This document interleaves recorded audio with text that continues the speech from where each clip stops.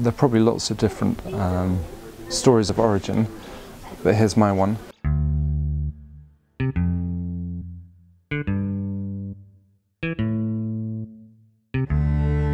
A number of us from Penguin went to see an author speak, Jaron Lanier, whose book we published, You're Not a Gadget, and he gave a talk in London about the problems with technology. It was a sort of the difficulties that emerge out of internet technology. And he used as an example an E.M. Forster story, The Machine Stops. E.M. Forster described something that we would today call the internet and social networking and Skype. He described all these things over a century ago, before Alan Turing, well before Alan Turing, decades before. And he described them with extraordinary clarity and beauty.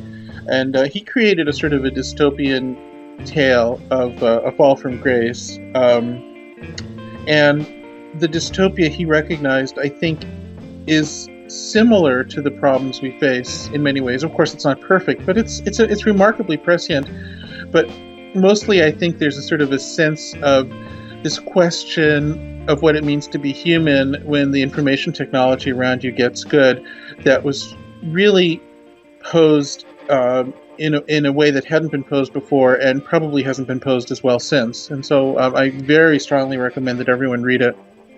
And I went home and it turned out that we do publish The Machine Stops, and it's in this selected stories volume of E.M. Forster.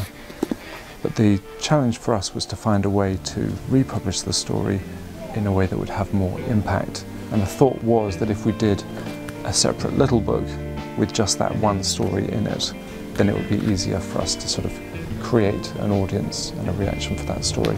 I think the idea behind the series was that we've always had a huge success at Penguin with doing small books, whether it's the Penguin 60s series or Penguin 70s or Great Ideas and lots of other spin-offs of those. And the idea behind this series was that we probably own the greatest collection of short fiction in the English-speaking world. Something that you can sit down and read in one sitting has a power and an impact on you that is hard to replicate with a novel.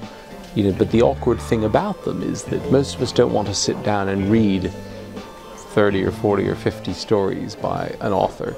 It's not a very appealing way of encountering them. In extracting from these large collections we have, like the collected stories of Fitzgerald or the collected stories of Nabokov, some of the best of those stories, and just to highlight them and come up with a series where absolutely every element is incredibly exceptionally entertaining or frightening or funny or weird in one way or another.